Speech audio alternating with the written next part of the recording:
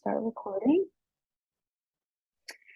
Okay, welcome back to the Soft Life with Sadie Baddies. Today we have the wonderful Dr. Ebony Butler. And Dr. Ebony is a licensed psychologist and food relationship strategist who has made it her mission to help women of color heal and thrive in the areas of trauma, including racial trauma and recovering from food and body trauma experienced through diet culture. Dr. Ebony works alongside women to help them develop skills that increase their relationships with others, themselves, and their bodies. Aligning with her passion to break through barriers that made it difficult for Black people and other people of color to access quality mental health care, Dr. Ebony created My Therapy Cards, the first ever self exploration card deck for Black women and other women of color, which I have myself and I love. And since its launch in May 2020, Dr. Ebony has expanded the card deck to include a teen edition and a men's edition. The expansion of this resource has made self-insight and discovery work more accessible and affordable. Thank you, Dr. Ebony, for joining us. Welcome. Thank you so much for having me. I'm really excited to be here. Thank you. Yes, we're all excited to have you. I think anyone that's come across your work knows how vibrant you are, how much life you bring to the mental health space that can sometimes feel very like stuffy and kind of, a little serious. And I just love that you bring so much life and personality to it. So excited to talk to you today. So can you tell us where you located? Tell us a little bit about your environment right now. Yeah. So I'm in Austin, Texas. It's hot. It doesn't matter when you catch this recording, this episode.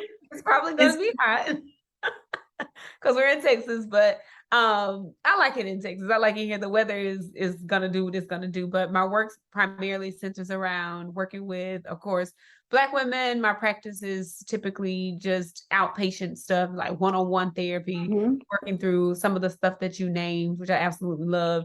And I love showing up on social media to help deal with the issues that we see in mental health, where folks are like, oh, I can't go talk to that person. That person is completely unrelatable. So a large part of the work that I do is trying to remain as authentic as I can so that folks feel like they can approach the field and approach the work so they can do their work, because that's what's needed. Yeah, absolutely. And you definitely do. You are 1000% authentic. So happy to have you here. And I would love to know, kind of your backstory. Like, what are some of the most defining moments of your upbringing?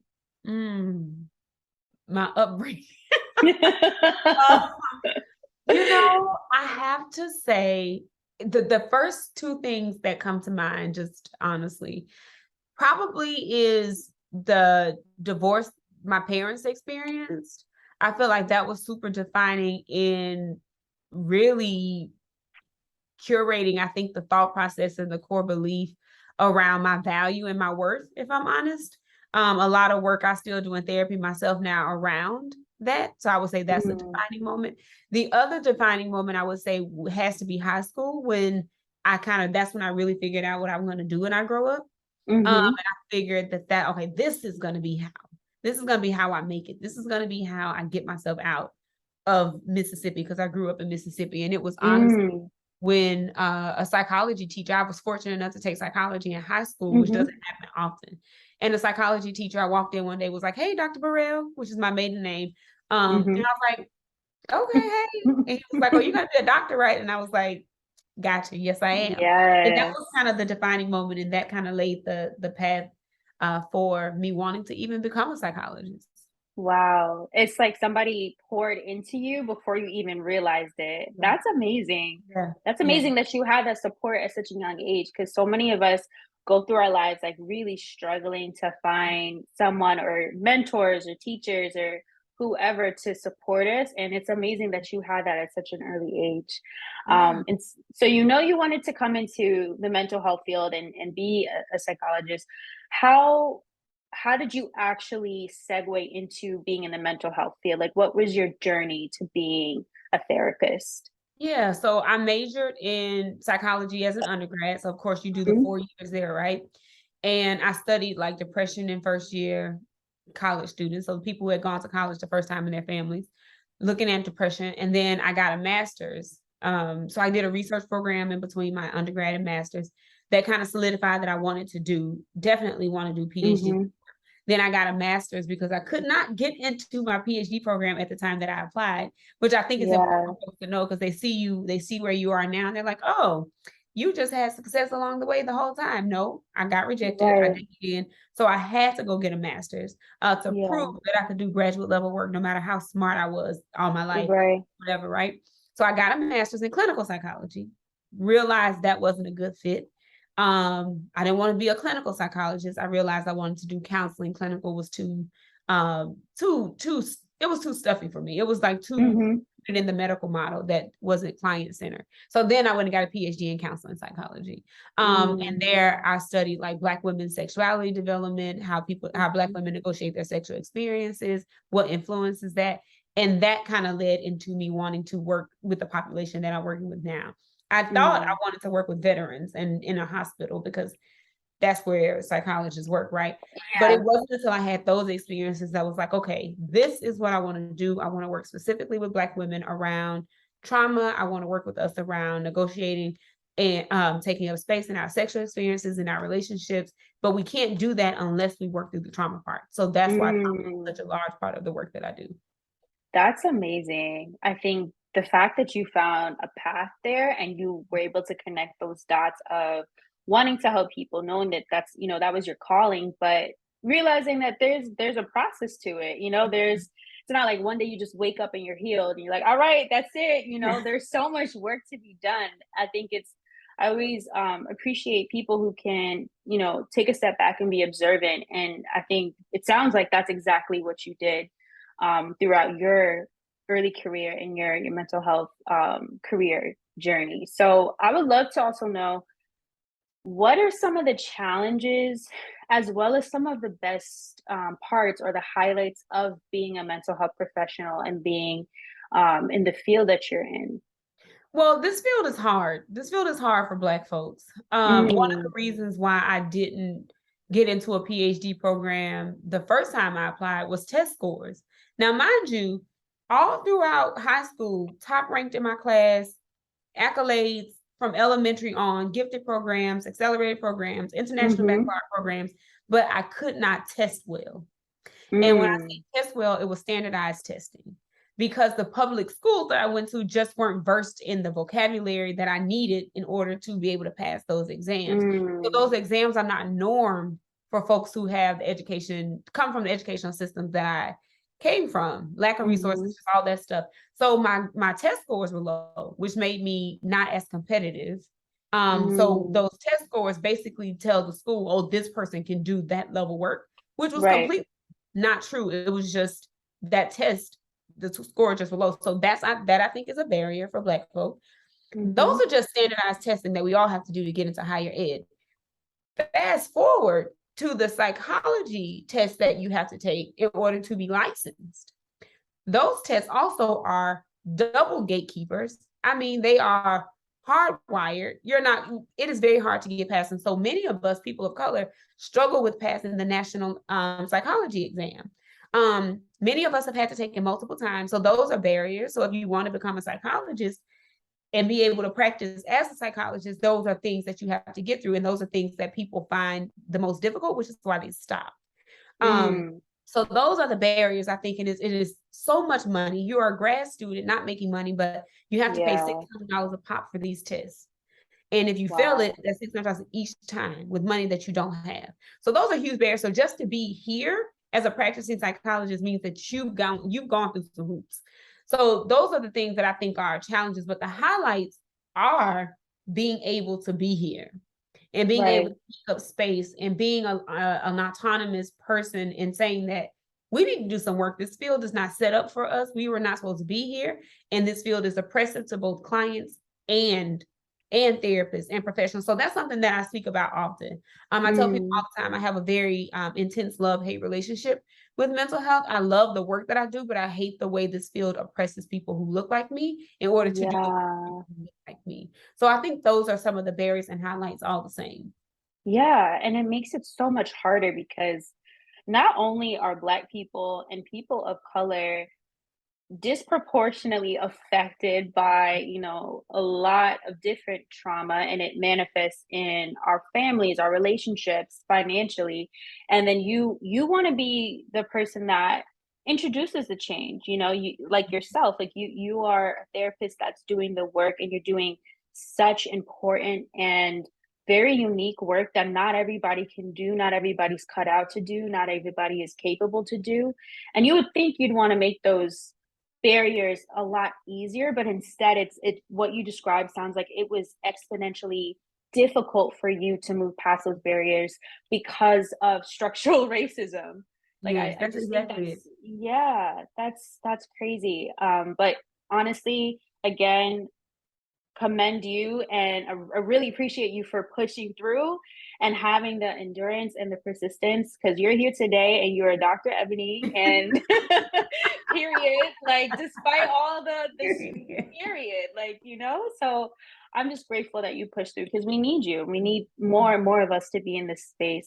And speaking, more to your actual work, like I know that you focus a lot on the relationship between food and body trauma, as a therapist. And I would love for you to describe how our early childhood and upbringing shapes our body image over time. Mm-hmm. That's the, I love this topic. That's the foundation. The Yeah. our upbringing is the foundation for a lot of the stuff that we experience just on an emotional and mental level anyway. When you start talking about body image stuff, when you start talking about identity, who you know yourself to be, who you understand yourself to be in proximity and in relationship to your body, it starts in childhood. It starts Mm, with the people who are caring for you and how they talk about your body, how they talk about their body. How you engage with food starts at a very early age. And it is very much influenced by the people who are raising you, how they engage with food. It's also really influenced by the access that you have to food and the access that you have to bodies that look like yours. What is being mm, said about bodies that look like yours? If you're in sixth grade and you're one of the larger sixth graders, what are people saying about your body in relation to those other people? So whatever is happening there is how you come to understand yourself. It's how you come to understand your body. Whatever messages you receive around food, that sets the foundation for how you're going to engage with food as an adult.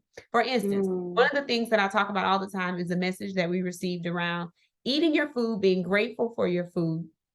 Or if you don't do that, the children in Africa are going to starve. That is one of the main things. Oh, yes.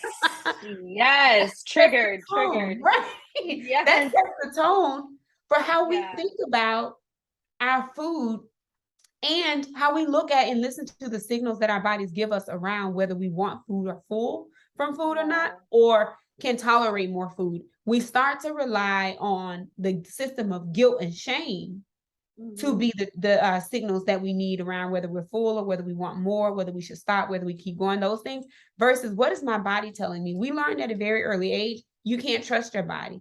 Trust guilt, trust shame, because if you don't eat it, you're taking away from the kids in Africa. Yeah. So we're relying on Yeah. a system that was imposed on us versus what our own bodies are telling us. So we're eating beyond what our system is telling us is enough, or we're not eating enough to feed ourselves. And so, it goes both ways. And so I think that those messages set the tone very early. Wow. I think almost every black person and person of color has heard that at some point, Yeah. don't finish your food, or because there's starving kids in Mhm. Africa. It's like, first of all, there's starving kids here too. And like I'm African myself. And whenever I would hear that, first of all, it's offensive, because Very. it's puts, first of all, Africa's not this monolithic place by any means, by Mm-mm. any means. So to paint this picture as if, it's just this destitute place where nobody has any food, that's not the case. And in addition to that, like you said, you're learning and being conditioned from an early age to ignore your own hunger cues. Mhm. And Mhm. I think, we could probably even connect the relationship we have with food to the gratitude factor, and being being grateful and being humble about it. But in reality, food is supposed to nourish our bodies. It sometimes has this emotional relationship that we can build over time with it. But at the same time, what I've noticed is that a lot of parents, especially Black parents and parents of color, can attach that guilt to Mhm. food. And I put food on the table, I paid for this, like this relationship that food becomes this commodity that we have to like have this scarcity like mindset around, and it really destroys our relationship with food over time. And I'm just glad you spoke on that. And speaking more to our relationship with food, and those of us who struggle or may struggle with our relationship with food, I would love to know what are some of the most prominent patterns that you might see in somebody who does have a tumultuous relationship with food or nutrition? And what are some of the signs that it's time to ask for help? Because I think because diet culture is so normalized, Mhm. especially in the United States, we sometimes miss those signals or we miss those red flags. And I would love to hear your input about, you know, hey, this is actually that's not normal, and you need to ask for help. Yeah. Definitely scarcity. You mentioned it. One of the things, if you find yourself engaging from a perspective of scarcity or feeling like you are trying to hoard food, then that is a signal that something is wrong. Most times it will sound like, oh, well, girl, let me hurry up and eat this because I know if I can't eat it tomorrow, my diet starts tomorrow. Yeah, yeah, Scarcity. Or I can't, I know we don't have this back home, so I'm going to get this now because I'm not going to be able to have it anymore. Those right. things, scarcity triggers you to overeat, overindulge, overcompensate. Also, scarcity can be rooted in the diet programs that we are trying to use to better our bodies. And a lot of Mm, people blame themselves for not being able to stick to something when actually they're just triggered by scarcity. So it can look like somebody telling you, don't eat this, don't eat that, only have this, only have that. And in those moments, scarcity is turned on. And the minute that you feel like something is not going to be available to you, you rush in to try to get it all. That's a survival yeah, skill, right? I use the example yeah, of a convenience store all the time. If you go in the store and they tell you, you know what, those M&Ms are going to be discontinued. We saw it with the ice cream bar. What did people start doing? They're going to get them, even though you know you don't want them. You went to the counter, yeah, M&M packet, but because they told you they were not making them anymore, it triggered you to go back and get more. So that yeah, remember that the next time you embark on kind of like a journey where you're like, I'm not going to eat this, I'm going to take this out. See if you can't reframe that to remind yourself that I'm going to have this, and when my body tells me to stop, I'm going to listen to my body to stop. There's more yeah, available to me, and if it's not there, then I will find something else to supplement it. So it really is in your narrative. If you are finding yourself not able to deal with that and feeling like you have more anxiety, shame, guilt around food, then I would definitely say it's time to talk to somebody. If you're eating something, you're constantly berating yourself, talking hmm, negatively about yourself, if you're feeling constantly shamed for what you're eating, and I mean, this is internal shame, shame that you're imposing on yourself. If you're yeah, feeling guilty, saying negative things about yourself, I see people all the time on social media. Size 6 me, please. Take this fat off me, please. All these things that they say about their bodies. If you're finding yourself speaking that way to yourself, then it means that there's some core foundational thoughts that are happening that is continuing to yeah, reinforce this guilt, shame, and idea that you're somehow doing something wrong by having the body or size that you have. And that's a sign to talk to somebody. The more serious end of things, if you find yourself severely restricting to the point where it's impacting your health and you're not hmm, eating or you're binging, purging, those kinds of things, then yes, definitely talk to a professional. But most people I work with are not in the disordered eating range mm, of things. They're more engaging in patterns that could lead there, like weighing yourself every day, weighing yourself 10 times a day, cutting out large food groups, eating under the amount of calories needed for your body to function at its optimal level. When you're hmm, losing sleep, losing hair, having acne, those kinds of things are signs that you may have a tumultuous relationship with food, but we don't know to pay attention to them because diet culture have made them all normal. Because they'll tell you yeah, when you start to break out, oh, that's your body detoxing. It, right, or just maybe your body is reacting to something that you're not doing well. yeah, So those are some things I would say look out for. Yeah, I really appreciate you sharing that. I think there needs to be some more clarity around that because I mean, kind of switching gears a little bit, I realize on especially on TikTok and other so like Instagram, everyone's an expert. Yeah. Everyone is a guru. Everyone's a dietitian. Everybody, and then when a lot of times you actually go to check these credentials and they're not there. Mhm. And I find that very interesting because a lot of people are being told to cleanse their bodies. Like the other day, I actually just saw a TikTok about like parasite cleansing and, eating papaya seeds. And someone commented saying, I actually did this and I ended up in the hospital. And it just goes to show you Wow. how so many people are like so heavily influenced by just words that feed into the tumultuous or the negative relationship they have with their body. So sometimes when you find somebody that's speaking to that and it sounds interesting, or it sounds like, oh, that's exactly what I was looking for someone else to validate, let Mhm. me go and follow this advice, even though they're not a doctor or they don't necessarily have the training or the licensing to be giving this advice. About this is medical advice that people are just kind of throwing out there. It's really dangerous, and I really appreciate speaking to that, because I so many people are really unaware that it's not normal to weigh yourself multiple times a day. It's not normal to want to do a juice cleanse for 3 or 4 days because you want to fit into a dress. Like that's not healthy. So I think it's helpful to have an expert, a licensed expert at Mhm. that, really speak to that. Um, but getting back to, our relationship with food and how our mental health ties into our relationship with food, how does our self-worth tie Mhm. into our relationship with our bodies and how we nourish ourselves? Especially, I think, for our younger audience, we have listeners from all different parts of the world and all different age ranges. But I think, especially for our younger listeners, I would love for you to speak to how that self-worth and how we nourish our bodies, how they connect with each other. Which is such an important topic. Diet culture teaches us, in the beauty industry, just period, teaches us that our bodies are connected to how we look is it determines how valuable we are to society. How Right. we look determines how worthy we are. And unfortunately, it's on a lot of these social media platforms that a lot of younger people are getting that message. And the beauty industry as it sits now, and the way people are changing their bodies now, we're getting the messages indirectly and both directly that this is how you're going to be validated, thus valued. A lot of people who are growing up with social media, like in it, are learning that likes, shares, engagement, the number of followers validates your relevancy. It validates your credibility. And so that then translates into your worth and your value.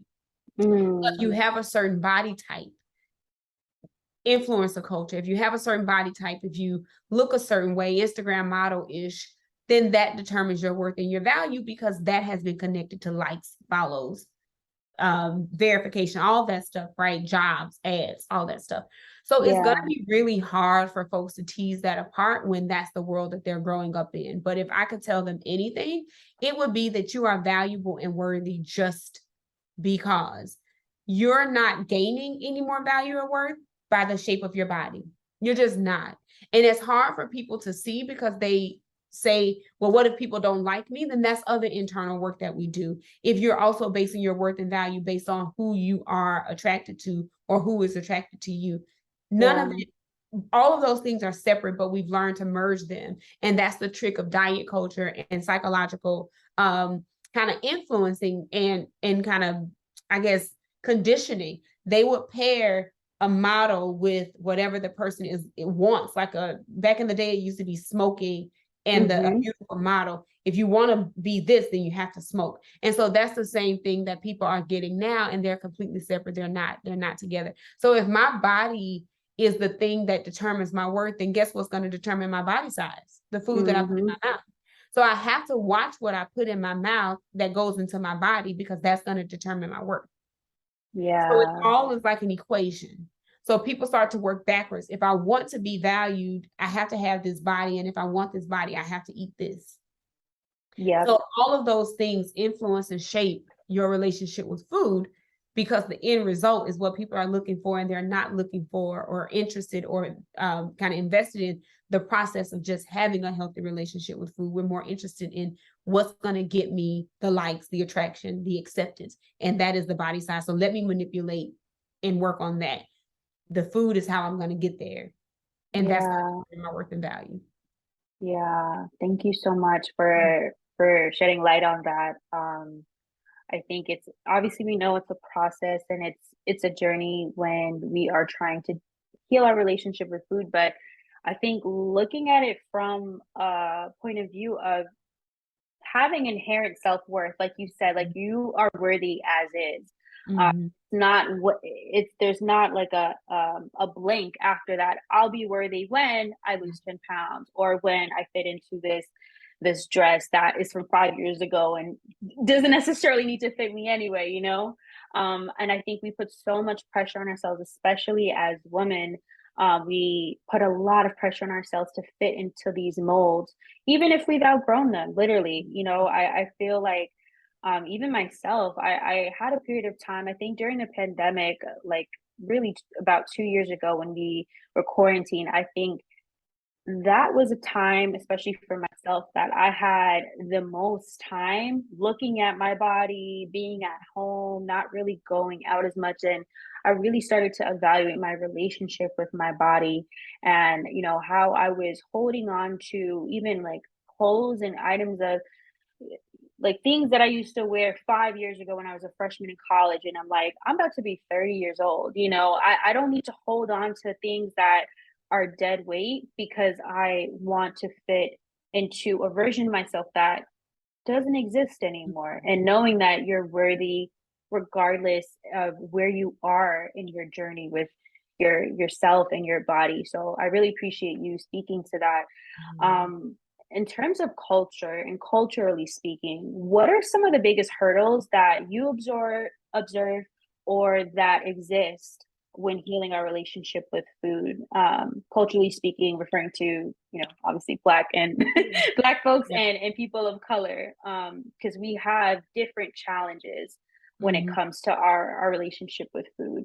Oh my God. One of them being the mere fact that this isn't a conversation that we have. We don't talk about our relationship with food. Like, Yeah, very new. So the thing that I found as a challenge in even working with other Black women is that this is new language. We don't know right. we know diet language. We know, let me go on a diet, let me fix this, let me weigh myself. How many ounces of water should I eat? We know that stuff backwards and forward. We don't know what it means to have a healthy relationship with food, down to the point that even when we hear it, it still sounds like diet culture. People still, Yeah, when they hear relationship with food, tell me, oh, you're gonna get mad when I eat that, right? And I'm like, yeah. no more so than I'm going to get mad at who you're dating. That's your business. That's for you. Mm, Right? So we have to talk about it in terms of how people engage with other people in order for people to understand the relationship aspect of it. So that in and of itself is a cultural hurdle, that we don't talk like that about food.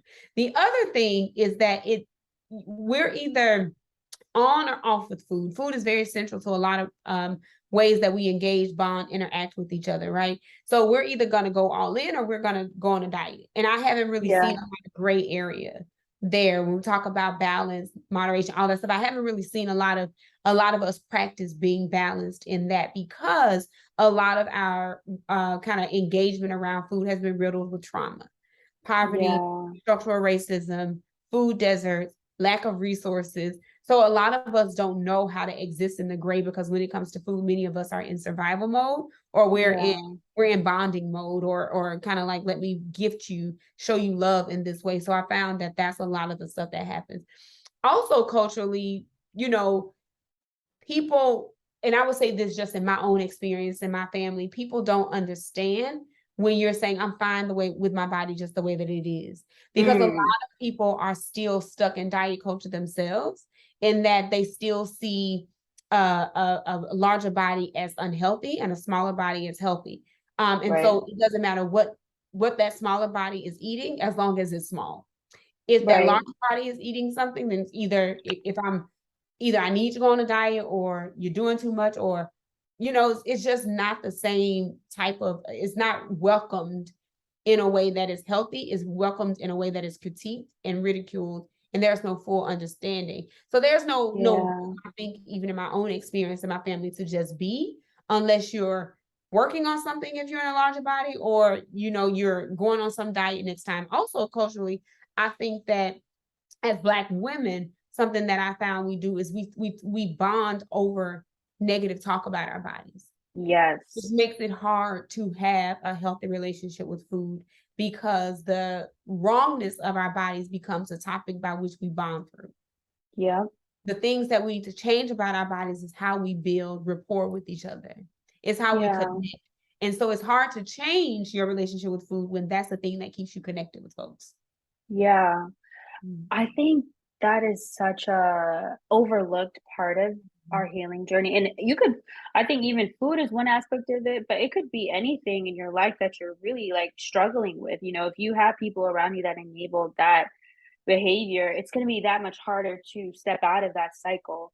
Mhm. And what would be your advice or your recommendation towards someone, that maybe grew up with a group of girlfriends or friends who connected through their negative self-talk around food and their body image and their relationships, because I do see that as a pattern of, these are my friends, these are people who know me the most, these are people that get me the most, I spent the most time with them. But at the end of the day, these are also people in your life that don't make you love yourself any more, then how healthy are those relationships, Like, I think that's something that a lot of people struggle with in different areas, but specifically when it comes to food and our relationship with food, what would be your advice to someone that it wants to get out of that type of environment but just doesn't know how to do that?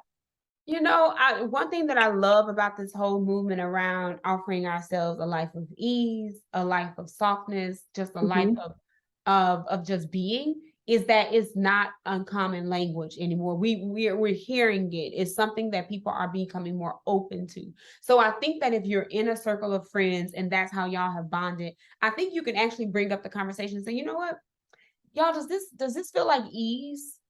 Does this feel Mm. like softness? I want to encourage us, like maybe if we go out to brunch or we go out to dinner or we meet up, I want to, the movement that started around when all of us were on our phones, it was like put your phone in the middle of the table. I Mhm. think you can do that with your friends if the circle is close enough. Hey, we're going to go out, and I challenge all of us. Don't say anything about your body. I challenge you and encourage you to have a conversation that is not your body centered or not centered around what you're going to eat or order. Yeah. I encourage all of us and challenge all of us to just try to have a night or a day where our bodies aren't the topic of conversation, and see how that feels for us. Also, Yeah. let's make a game out of it. If you say something about your body, you buy the next round of drinks. If you say something negative about your body, you buy the shots. Like, you're going to be the one Yeah. to do that. And then I think it makes people more aware of Yeah. how much we're talking about our bodies. Yeah. And so I think if you can even make fun, you can make fun out of it. You can use the language that is trending now around ease. Like, does it feel really easy? Is that softness to me? Does that feel like Yeah. ease to me, to center my body's wrongness or the perceived flaws that I have in my body? Does that feel easy to me, or does that bring me more problems? Yeah. And it's just something to sit with, and folks can journal that too. And if folks are doing Yeah. like bonding nights, I think that's a great topic of discussion. That's actually so funny, because my follow-up question to that was actually, how can we invite softness and self-compassion into our relationship with food? And you just described perfectly how we can do that with our loved ones and our friends, but what about with ourselves? Like, what are some Mhm. of the practices of incorporating ease and softness to have a balanced relationship with Mhm. our bodies and with food? Because I think a lot of us, I think I know more women, unfortunately, in my lives, and people in my life, not just women, that have a negative relationship with food and their body image than a neutral one or a positive one. So, Mhm. how can we start incorporating self compassion and kindness into our lives so that we can have more of that balance that we're I, seeking? I think that's a good question. I'm a big language person. I'm a big language and thought person. I think that a lot of how we feel, think, navigate the world is rooted in and starts in how we think, and our Mhm, thoughts impact how we feel. So I would encourage people to start at the narrative level. What is your story? What meaning are you making about your body? What meaning are you making about your food? Is it one rooted in mhm, scarcity? Is it one rooted in kindness? Is it one rooted in compassion? Or is it one rooted in anxiety and fear? If it's mhm, fear, anxiety, worry, scarcity, then we need to work on reshaping that narrative to make it one of abundance. How do you create a narrative of abundance? Could simply sound like everything is available to me. I eat what I want, I leave what I don't. My mm, body will tell me when I need to stop. My body will tell me when I want more. And I'm going to honor my body's voice no matter what that is. I trust my body. I trust my body to balance itself out because, on a scientific level, your body is always trying to get to a state of homeostasis, which is balance. We interrupt the process by not eating or listening to diet rules. But honestly, your body is always trying to find balance. And if we leave it alone, the body balances itself out every single time. That's its job, wow, right? My yeah, body does for me what it needs to do when I take care of it. That's yeah, compassion. I leave my body to do what it needs to do, and it knows best for itself. yeah, That's compassion, that's kindness. Not a rule by some white man who's never seen you before, who's not taking your lifestyle, your culture into consideration. But my body has also compassion with my body has gotten me this far. A switch hit for me in 2019 when I had surgery. I had to have some fibroids removed. And I mhm, was so humbled by the way my body took care of me that mm, I had to remind myself, you've spent all these years ridiculing your body, critiquing your body, trying to make it lose weight, all these things. Your body recovered. Your body kept you to where you didn't have to stay in the hospital overnight. You didn't have to take meds. Your body bounced back in the time that it was supposed to bounce back. Your body was yeah, able to go to the gym. Your body has been able to lift. No matter if you have back rolls, your body has been able to lift, to run, to endure. And that's how you invite compassion and kindness in, by reminding yourself of what your body has done and is able to do. And I do recognize that yeah, for some folks, that's more on the ableist side of yeah, things. And it doesn't take some people's disabilities into consideration. And you can still invite in kindness with disabilities present. What is my body mm, able to do given its limitations? What do I have the capacity to do given my limitations? My body is able to do this, yes, and I honor my body's limits, and I honor my body's capacities and yeah, abilities as well. I honor what we're able to do given what we have, or what has happened. So the language is what helps to shift and walk yeah. in that kindness.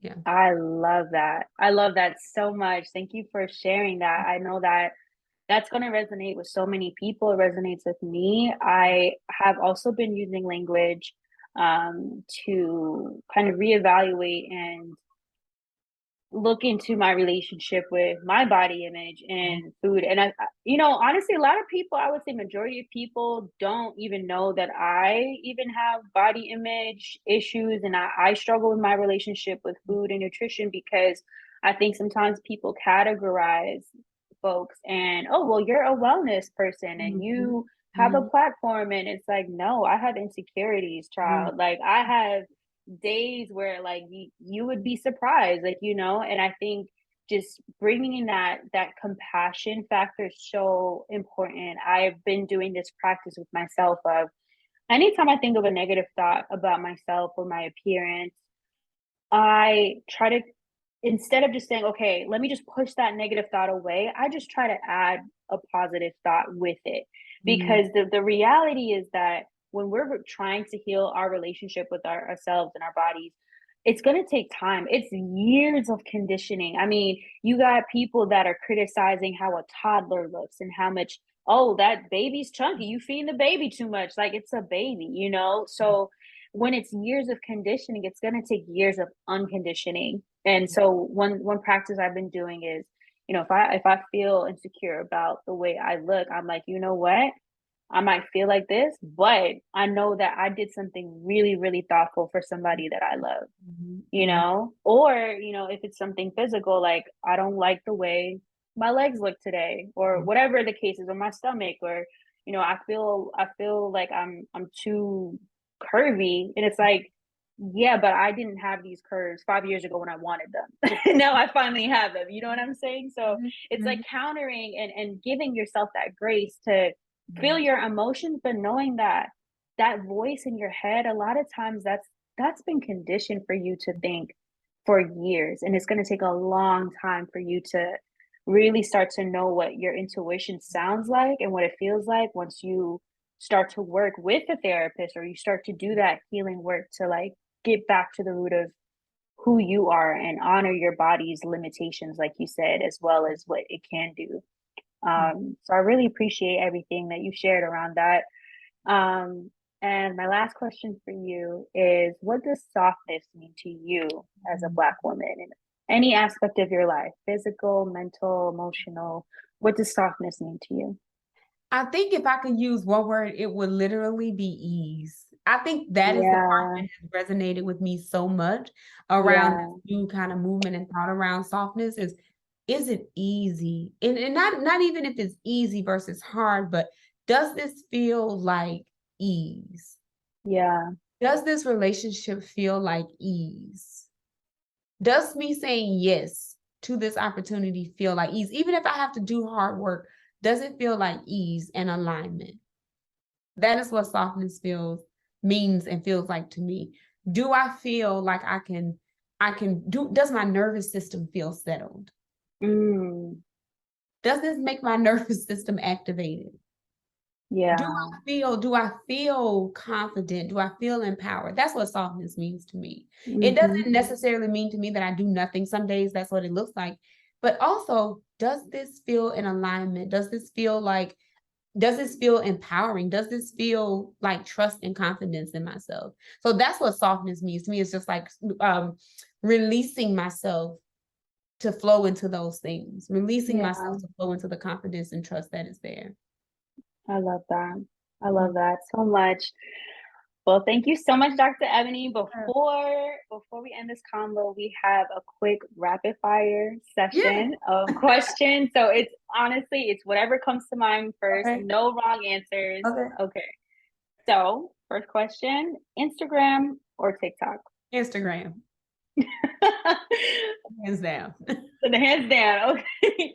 Journal or venting to a friend? Venting to a friend. Your top favorite three self help books. Oh, the shoot, if you wouldn't have asked me, it's the Four Agreements, the Four Yes, love Agreements, it. Love um, it. The Body is Not an Apology. Mm, And what's the last one that I'm reading now? Oh, Bell Hooks, it just came in the mail. The one about love. I haven't read any all of about the love. reviews and all about love, and I am really, really, really excited to read it. So, and I love Bell Hooks. She was one of the Yeah, key parts of my dissertation. So I just already know it's going to be great. it's amazing. It's all great choices. Definitely got to read The Body's Not an Apology. I want to check that Mhm, one out. mhm, All mhm. right. Home cooked meal or takeout? Home cooked. Home- And last question, laid back or all glammed up? all glammed up. All glammed up. I am a girly girl who is from the country, Yes. but believes that I grew up in the city. Yeah. Yes, we love it. We love it. Well, thank you so much, Dr. Ebony. This was an amazing conversation. You really, really touched on so many different aspects of mental health, our relationship with food, our relationship with our bodies. And I already know how valuable this is going to be to everyone listening. So if you could tell us where we can find you and keep in touch. First of all, y'all, Dr. Ebony has content, okay? She has content. And I mean, the therapy cards, my therapy cards are an amazing resource until I have to really just share that myself because I do have them. And it is a wonderful tool. It's a wonderful, discussion tool, but really for someone wanting to do the work and the self healing and self discovery, it's an amazing, amazing tool. But would love for you to share where we can find you. and Yeah, stay so in I'm touch. like I like Instagram, and that may be just part of my age here, but Instagram is fun for me. It's I like it there, so you can always find me there, Dr. Ebony online. You can find the therapy cards, mytherapycards.com. I'm also on TikTok as Dr. Ebony, but I'm just not there all the time. I'm trying though, but I'm Dr. Ebony on TikTok, so that's where you can find me.